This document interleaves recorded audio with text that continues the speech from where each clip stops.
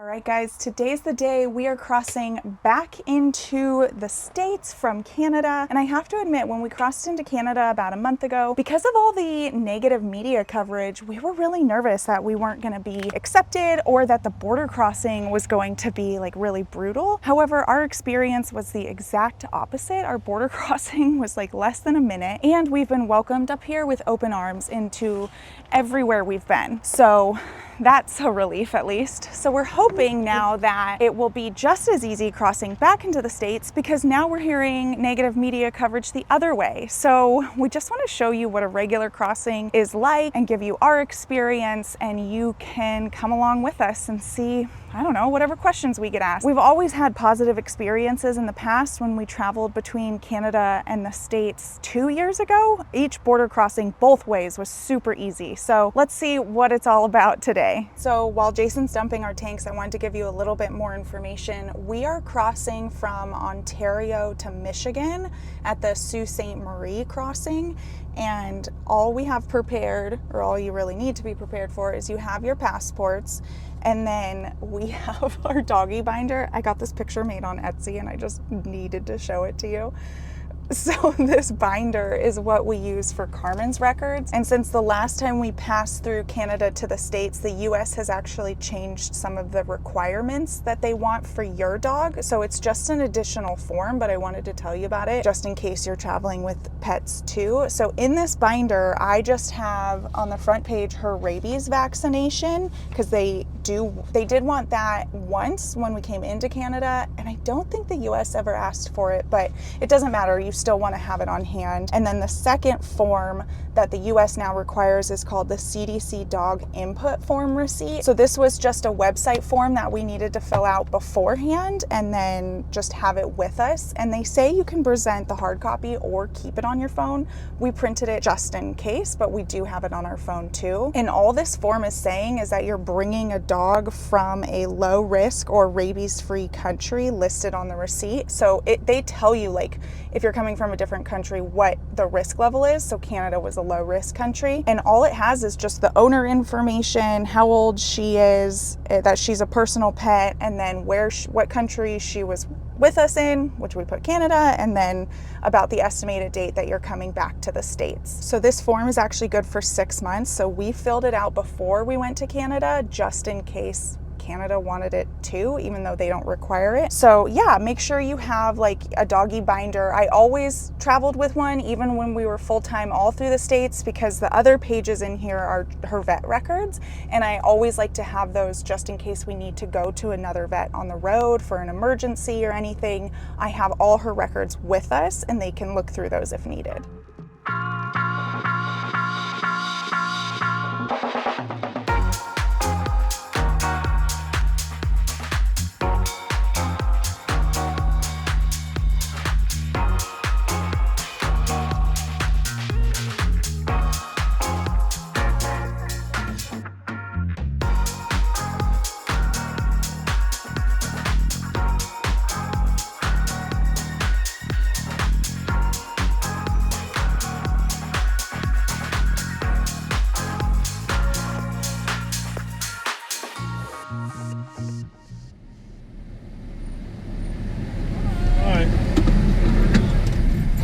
Back to the States.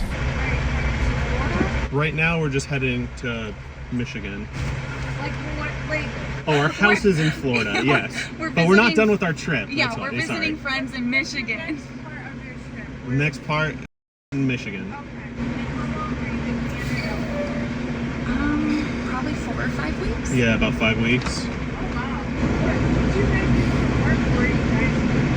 We have a YouTube channel, so yeah, about RVing. I haven't met YouTubers but I think that's cool. Okay, and what do you want to declare? I don't think we have anything to declare. Like no food? Oh, okay. Yeah, no, we have food, but it's all been from the grocery store. Like is it like chicken, eggs? Yeah, we have like 4 eggs, probably some frozen chicken. Any tomatoes, jalapeno? No, I don't think so. Chicken, eggs, and that. Okay. Easily access it, so give it to me. Yeah, we can grab it. Okay. Oh, yeah.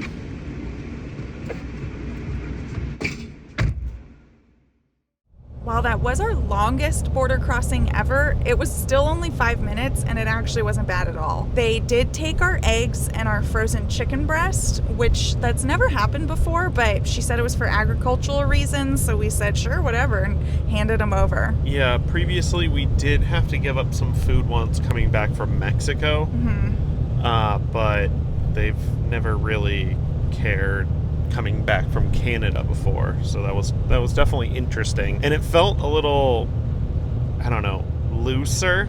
Like she might have been new or something. It kind of felt like that, like she didn't really know what to ask or how to ask, kind of. So she was a little hesitant and unclear with her questions. Right. Yeah. She was really nice though. Yeah, I definitely got like new to the job vibes, but she didn't ask us the questions that we're normally used to, which is, do you have any alcohol? Do you have any drugs? Do you have any firearms? Or, you know, anything like that. So none of those questions, as well as the dog questions. We always roll down the window so the agent can see the dog in the back seat, and she saw her and like thought she was cute, but she didn't ask for any paperwork around that either, which is whatever. So all in all, another easy crossing added to the books with only a slight loss of some poultry.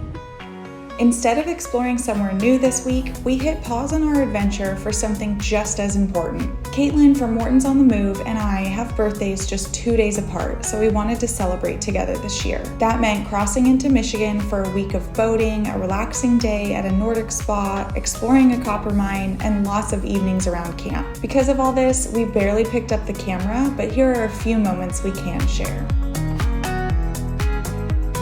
Happy birthday! Happy birthday!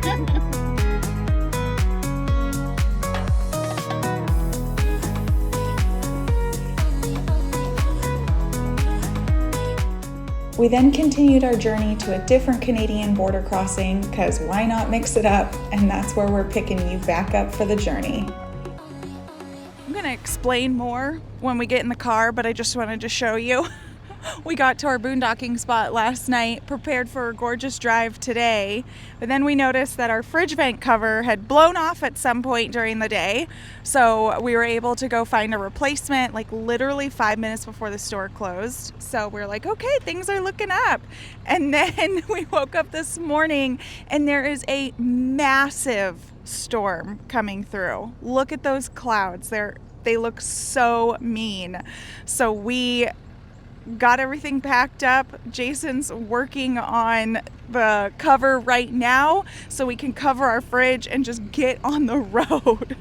Hey, did you know we made a tank treatment? It's called Tank Tune-Up, and it's a no-filler powder that breaks down waste, kills odors, and even cleans your tank sensors. Click the link in our description or find it on Amazon to get yours.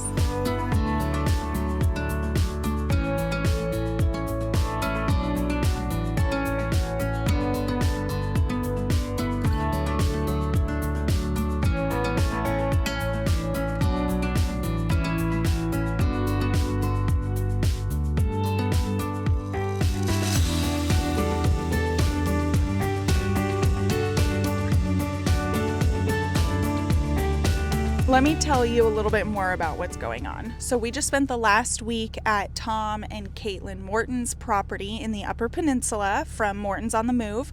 Caitlin and I have birthdays that are 2 days apart, so whenever we can celebrate them together, we like to do that. So we popped out of Canada into the Upper Peninsula, celebrated our birthday week together, and then we are back on the road. While we were there, Tom gave us a 12-volt air conditioner that he had, and he helped Jason install it. And so some of the wiring needed to go from the roof down through the fridge, which they accessed through that panel, but it just didn't get screwed back on. And then it blew off at some point on our drive yesterday. So we were able to pick up another one at an RV dealership that we were passing, worked out out perfectly. And then we wanted to install it properly this morning. However, it started raining, and so we're like, okay, let's not put the frame on. Let's keep the old frame, and then let's put in the other panel. But the teeth didn't fit where the old frame was, so Jason had to cut those really quickly on the fly and just put that in there. And thank goodness, because it just started pouring. And unfortunately, Jason is outside filling our fresh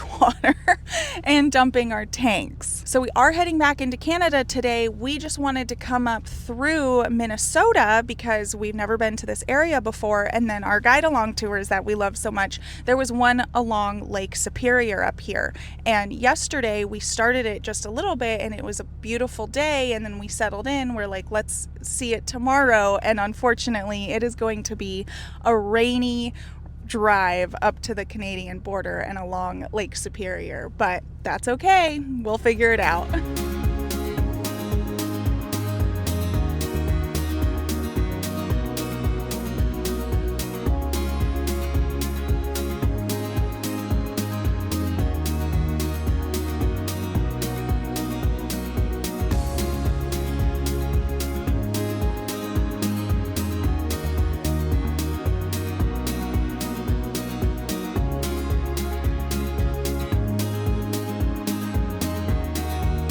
All right, it finally stopped raining and our fridge vent cover is holding up strong, so that's always a plus. The majority of the drive was pretty overcast, but look at it now.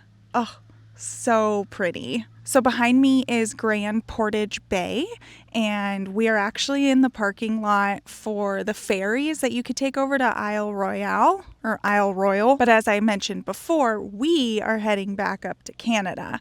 So this little bay is so beautiful, and right behind me is a national monument, and we wanted to stop here just for one last look without the rain before we continue up into Canada.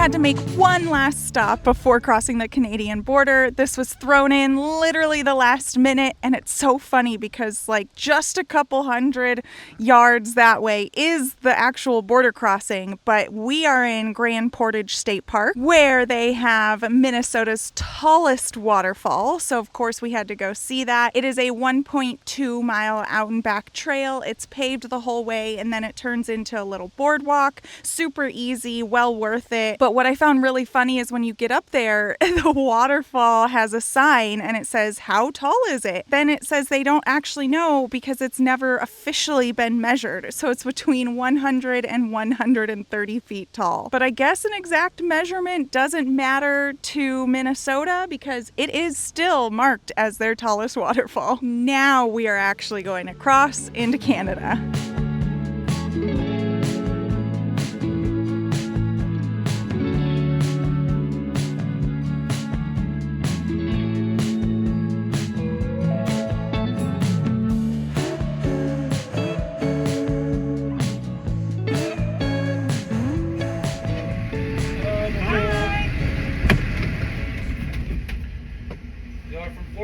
Yep.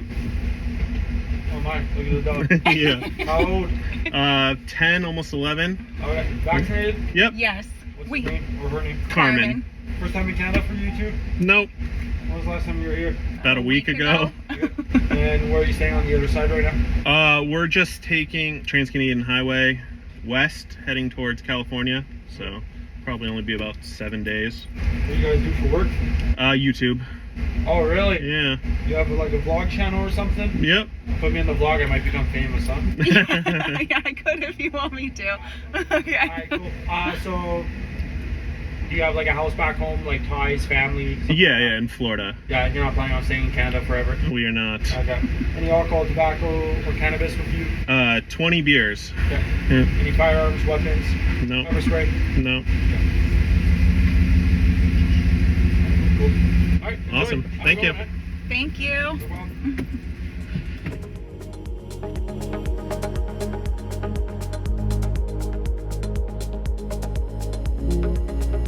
All right, we've made it to a rest stop for the night. The border crossing was super easy, really simple questions. The border agent was actually really funny, joking about like us making it famous on our YouTube channel. Once again, another easy border crossing for the books. Now, if you did hear us talking to the border agent, you heard us say that our final destination was California. And as you know, we're from California, so we are gonna go visit some family, but it's also so we can take a little trip, but we'll talk more about that later. But you might be wondering why in the world, if you heard us talking to the border agent and saying our final destination was California, why are you driving Across Canada. to get to California? And the answer to that is, We've never done it before. We've done all of the other major highways across the US, and there's not one more exciting than the others, and everyone else says the same thing about the Trans-Canadian Highway across Saskatchewan and Manitoba, but we're here to see it for ourselves. exactly. And it is, to be honest, I feel like even the few hours after the border, like it's different scenery, it's new stuff, it feels totally different than the 80 or the 10 or all the other ways we've taken across. So for us, it was definitely just to have different scenery and another long highway. So I don't know. Would you guys do that? Would you just literally pop up to Canada to take a different road? Let me know if you've been on the road for a few years, how you feel about that. But other than that, we're gonna hurry up and start our walk so we can go back in and get a good night's rest for a long drive day tomorrow.